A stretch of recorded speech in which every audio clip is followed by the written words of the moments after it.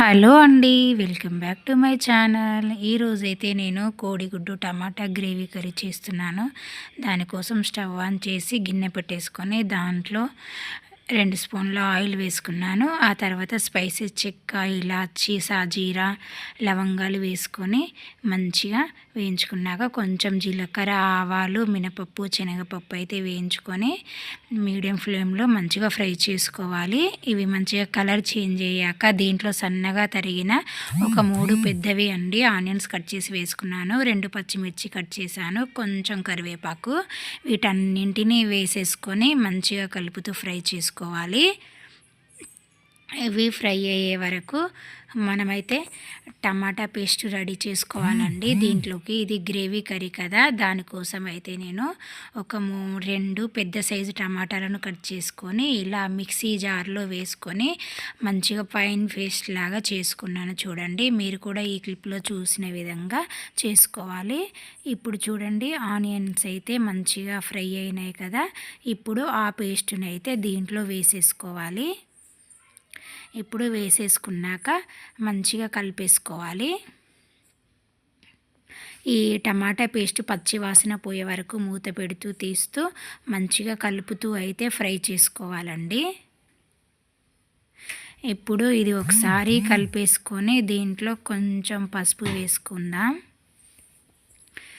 ఆ తర్వాత కొంచెం కారము, ధనియాల పొడి, జీరా పొడి, గరం మసాలా అయితే వేసేసుకొని మంచిగా మిక్స్ చేసుకోవాలి.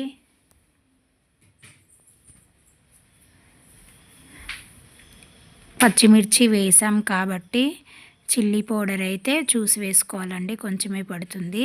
ఇప్పుడు తగినంత ఉప్పు వేసేసుకొని కొంచెం అల్లం వెల్లుల్లి పేస్ట్ వేసుకొని ఇవన్నీ పచ్చి వాసన పోయే వరకు ఆయిల్ అంతా పైకి తేలుతూ ఉండే వరకు మంచిగా కలుపుతూ మధ్యలో మధ్యలో మూత పెడుతూ తీస్తూ చెక్ చేస్తూ ఫ్రై చేస్తూ ఉండాలండి. ఇప్పుడు దీంట్లోకి అయితే తగినంత గ్రేవీ కోసం వాటర్ అయితే యాడ్ చేస్తున్నాను. ఇది బాగా బబుల్స్ వచ్చి ఉడుకుతున్నప్పుడు మనమైతే ఇందులో కట్ చేసిన ఎగ్స్ వేసుకోవాలండి. చూడండి ఎంత బాగా బబుల్స్ వస్తూ ఉడుకుతుంది కదా. ఇప్పుడు నేనైతే ఒక 4 కోడిగుడ్లను ఉడకబెట్టి పొట్టు తీసి ఇలా హాఫ్గా కట్ చేసి పెట్టుకున్నాను. ఇప్పుడు వీటినైతే ఇందులో వేస్తున్నాను. చూడండి, మీరు కూడా ఇలా వేసారంటే మంచిగా దాంట్లో గ్రేవీ అంతా ఎగ్లోకి వెళ్ళి టేస్ట్ అయితే చాలా బాగుంటుందండి. ఇలా గ్రేవీ చేసుకోవడం వల్ల పీసెస్ ఏమి ఉండవు కాబట్టి పిల్లలు కూడా ఏం తీసివేయకుండా మొత్తం మంచిగా తింటారండి. ఇది చపాతీలోకి, రోటీలోకి, మంచిగా రైస్లోకి కూడా చాలా బాగుంటుంది. చూడండి, ఇది ఒక 2 నిమిషాలు అలా ఉడకనించేయాలి. ఇప్పుడు కొత్తిమీర ముందుగానే చల్లితే ఏంటంటే కొత్తిమీరలో ఉన్న ఫ్లేవర్ కూడా కర్రీలోకి ఇంకింత కమ్మగా ఉంటుందని నేనైతే ముందుగానే చల్లిస్తాను.